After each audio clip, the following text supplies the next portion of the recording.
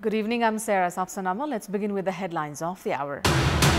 Services at 41 transport offices across the country disrupted due to server failure. Thousands of service seekers bear the brunt. Department's apathy towards staff management continues.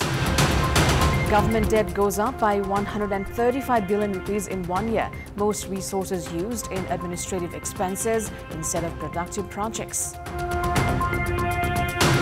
Prime Minister K.P. Sharma Oli claims the government is determined to resolve the border issue of Lipu Lake, Limpiadura and Kala Pani through diplomatic efforts. And the ICC board approves an expansion of the ICC Women's T20 World Cup to 16 teams for 2030, aligning with its ongoing commitment to equity between men's and women's games. 41 transport offices across the country could not provide services as the server remained down throughout the day today. Thousands of service seekers had to return empty-handed. This, however, is not the first of such instances. The problem has been frequent in recent time. The department has meanwhile made no effort to improve service delivery. Public had poured their grievances, saying that around 500 service seekers had been stranded at the Transport Management Office in the capital's Chaba Hill as the server remained down throughout the day today. The office had issued a notice and returned all those who had queued at the Transport Management Office for hours. However, service seekers say they had the entity inform them about the situation. They would not have to wait for a long time, only to return empty-handed.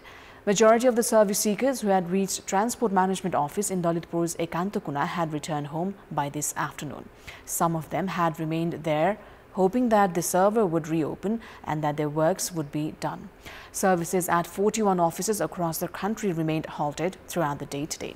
Transport Management Department had temporarily appointed IT expert Sabin Shrestha for 500,000 rupees to operate database online system and to receive public grievances. The agreement ended 3 months ago. He continued to work under the department for some time. He is currently in Thailand while all the government service back home are down. The department has failed to appoint another IT expert to perform the task.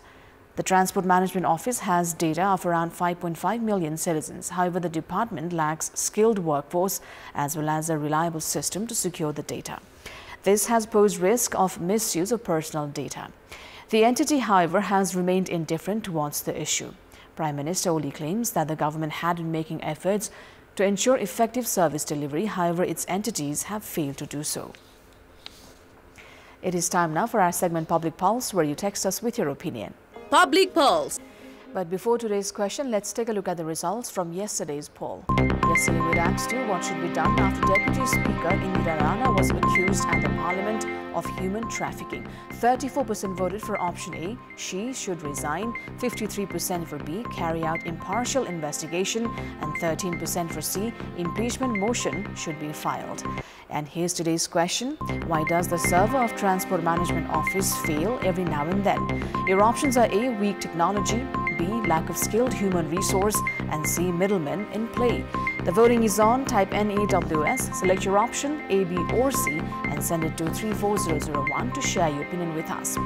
Moving on, the government has added 135 billion rupees to public debt within 1 year.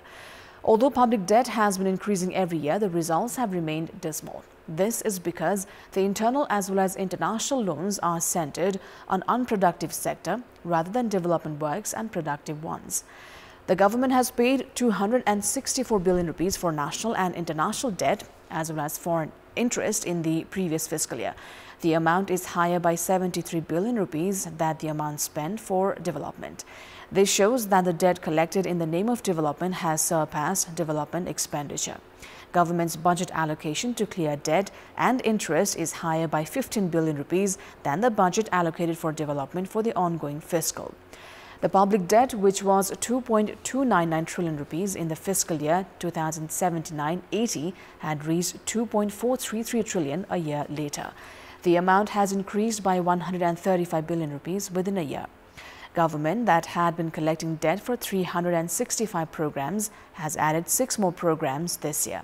It has taken a debt of 116.5 million rupees from the Asian Development Bank this year for Kathmandu Upatyaka Khanipani Distribution Improvement Project that began 12 years ago. The highest debt of $162.1 million has been taken for Urban Life Development Improvement Project. Loans taken for projects that began since the fiscal year 2030 have yet to be paid. According to data by Public Debt Management Office, the loan of Birganj Irrigation Project has yet to be cleared. Based on gross domestic product or the national economy, foreign loan in the fiscal year 2071-72 was 22.48%. This has swiftly increased since the fiscal year 2076-77 and has reached 42.65%. Gross capital formation has decreased meanwhile. The gross capital formation was 27.55% in the year 2071-72 and had reached 33.8% in the fiscal year 2075-76. However, the government has predicted it to decrease to 24.45% this year. This shows that loans are being used to cover administrative expenses instead. The national economy can improve given that the loan is not invested in unproductive sectors. Now, Prime Minister KP Sharma Oli, who took the top executive posts of the country for the fourth time, faced questions by parliamentarians today for the first time since assuming office. The questions ranged from border disputes to constitution amendment and corruption scandals. Prime Minister Oli expressed commitment that all parties will be consulted for the amendment of the constitution. राष्ट्रिय आवश्यकता र राष्ट्रिय हितलाई मनन गरी राजनीतिक दलहरू बीच राष्ट्रिय सहमति जुटाउँदै अघि बढाइने विश्वास दिलाउन चाहन्छु. Regarding corruption, Prime Minister Oli also said investigations would be carried out in all cases and added that the government would give serious attention to solving the crisis in cooperative sector, among others. भ्रष्टाचार सम्बन्धमा मुलायजा गरिने छैन, कुनै पनि दल विशेष भनेर हेरिने छैन, छुट्याइने छैन, कोही पनि भ्रष्टाचार गर्ने व्यक्तिका अनुहार हेरिने छैन. अनुहार नहेरिकन व्यवहार हेरेर कारबाही गरिनेछ. It may be recalled that during Premier Oli's previous stint, the government had revised Nepal's map, including Kalapani, Lipu Lake and Limpiadhura. Questions were raised regarding how Nepal would take back these encroached lands. तथ्य तथा प्रमाण समेतका आधारमा सीमा समस्यालाई भारत सरकारसँग वार्ता र कूटनीति मार्फत समाधान गर्ने नेपाल सरकारको निरन्तर अडान र प्रतिबद्धता रहिआएको छ. सोही अनुरूप हाम्रो सक्रिय पहल रहने कुरा म स्पष्ट पार्न चाहन्छु. Premier Oli also expressed commitment that the government would complete stranded road and electricity projects and committed to complete MCC-funded programs on time. झुटा पूर्वाग्रही पूर्ण हुनु हुँदैन कि सुन भनेर पित्तल चढायो भने जस्ता हावादारी कुरा यस गरिमामय संसदमा नबोलियोस् क्या. The Premier took up an aggressive tone to a few questions, which followed by Maoist Center lawmaker Barsha Manpun protesting. Speaker Devraj Khimire then directed the Prime Minister to remain focused to the session. Now, in our Public Voice segment, today we've asked in several provinces what role should monitoring units play amid rising corruption at all three tiers of the government. Let's take a look at what they had to say.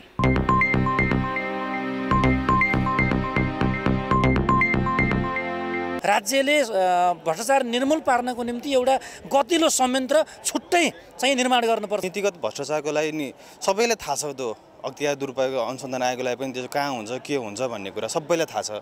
तर के भन्दा उनीहरूले ठिक ढङ्गले नियमन नगरेको हिसाबले गर्दा फेरि यसलाई चाहिँ मौलाइरहेछ. भ्रष्टाचारीलाई सानावालादेखि लिएर ठुला बडावालालाई सशक्त कानुन बनाई तिनीहरूले पनि कानुनको दायरामा ल्याएर तिनीहरूलाई सजाय दिनै पर्छ. अख्तियारले भ्रष्टाचार गर्ने व्यक्ति वा संस्थालाई कडा भन्दा कडा सजाय दिनुपर्छ. जसले मतलब कि भ्रष्टाचार गरेछ उसको माथि कडा भन्दा कडा कारबाही गर्नु पर्यो. नियमन निकायले एकदम बृहत रूपमा एउटा कदम चालेर उनीहरूलाई सजाय दिनै पर्ने स्थिति छ. नियमकारी निकायको भूमिका हस्तक्षेपमुखी हुनुपर्छ र सरकारले नियमकारी निकायलाई अधिकार प्रत्यायोजन गर्नुपर्छ. पहिला पार्टी नै एकदम पार्टीकै मान्छेहरू लाग्नुपर्छ, नेतृत्वमा बस्ने मान्छेहरू लाग्नुपर्छ. नेतृत्वमा बस्नेहरू भ्रष्टाचार गर्नु भएन. पहिला अख्तियार दुरुपयोग अनुसन्धान आयोगले चाहिँ एकदम प्रभावकारी भूमिका खेल्नुपर्छ. अख्तियार जस्ता लगायतका विभिन्न संस्थाहरू तर उनीहरूलाई अधिकार सम्पन्न हुन दिएको छैन. कडा भन्दा कडा कारबाही गर्ने कुरा नै नियमनको मुख्य कडी हो भन्ने म ठान्दछु। जुन आधारमा भ्रष्टाचार भएको छ त्यही अनुसारले कारबाहीको दायरामा ल्याउने भने केही भ्रष्टाचारहरू घट्छ। नियमनकारी निकाय चाहिँ अलि पावरफुल बनाउनु पर्यो, शक्तिशाली बनाउनु पर्यो। कानुन कडा बनाएर अनुगमन गर्ने र अनुगमन अनुसारको कारबाही गर्नु भने चाहिँ अलिक भ्रष्टाचार कम हुन्थ्यो। CPI-ML's provincial party deputy leader Chetnaran Acharya has been appointed to the post of Lumbini Province Chief Minister by Province Governor Amik Sirchan.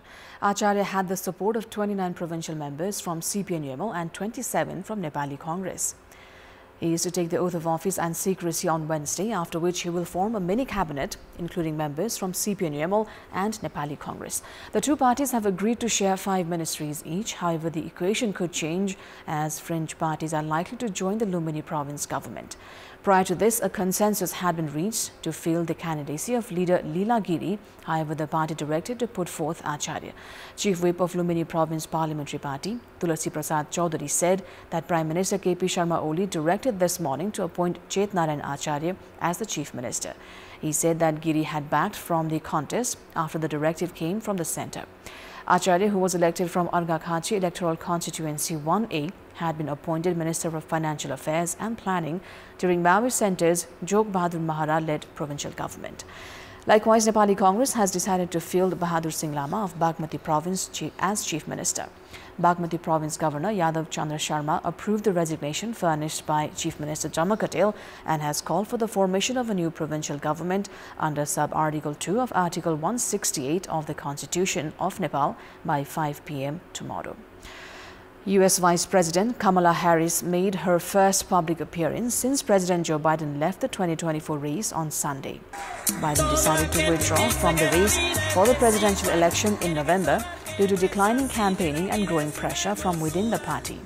More leading Democrats have been backing Harris as the party's new presidential nominee as her campaign sees a surge in donations. Some key Democrats that have yet to endorse Harris after Biden dropped out are former President Barack Obama and former Speaker Nancy Pelosi. Biden had faced weeks of increasing calls to step aside. He will stay as president for the rest of the term. Harris welcomed Biden's decision and said that he is now trying to get the official nomination from the party convention. The party will hold its national convention in California next Wednesday. The official presidential candidate will be selected on the same day. If Harris becomes the official nominee of the Democratic Party, she will be the first Black Asian American woman to run for the U.S. presidency. In 2 centuries of American history, there has been only one Black president and no female president. Biden, who is 81 years old, is the oldest president in U.S. history and will serve until January 20th, 2025.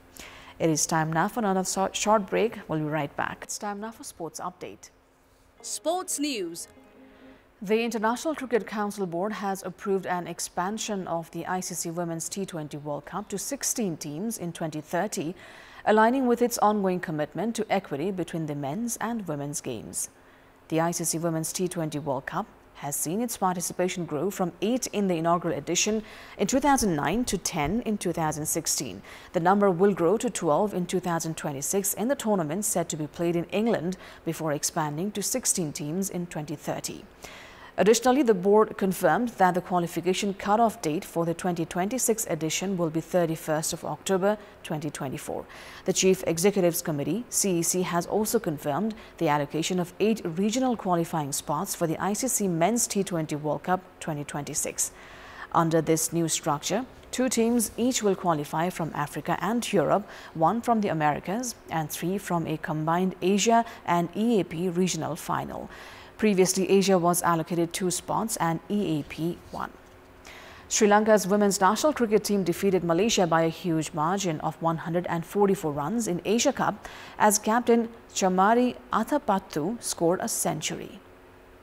In the match held in Rangiri Dambula International Stadium, the hosts opted to bat first and posted 184 runs in 20 overs, losing 4 wickets. Opener Vishmi Gunaratne went out for just 1 run. However, another opener, Shamari Athapattu, remained not out with 119 runs. Her innings included 14 fours and 7 sixes in 69 balls. This was also her most outstanding innings of the T20I career. Winifred Duraisingham claimed 2 wickets for Malaysia. Chasing a victory target of 185 runs, Malaysia went all out for 40 runs in 19.5 overs. Elsa Hunter was the highest scorer with 10 runs for Malaysia. None of the other batters managed to score in double digit. Sashini Gimhani claimed 3 wickets for Sri Lanka, Kaya Kavindi and Kavisha Dilhari 2 each, while Inoshi Priyadarshini, Sachini Nisansala and Ema Kanchana had a scalp each. Today's win was the second consecutive for host Sri Lanka that are atop the Group B points table with 4 points. Malaysia has been winless so far. Nepal is playing against India tomorrow in its last group stage match of the ACC Women's Asia Cup. Nepal is in the 3rd position with 2 points in Group A from 2 matches so far. The women's national team had defeated UAE by 6 wickets in its first match, while lost by 8 wickets to Pakistan in the second. Nepal has staged an improved batting display in the tournament so far.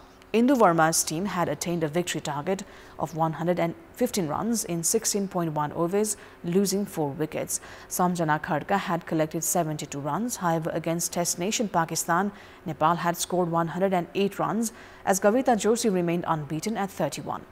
Nepal's bowling performance against Pakistan had faltered.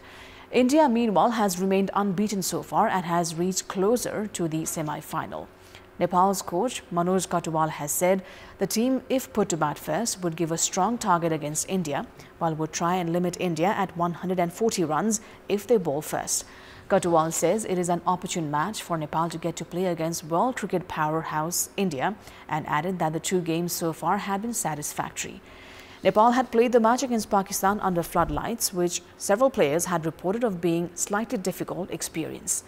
Prior to this, Nepal's women team had played against India in 2016 at the Asia Cup, where India had won over Nepal by 99 runs.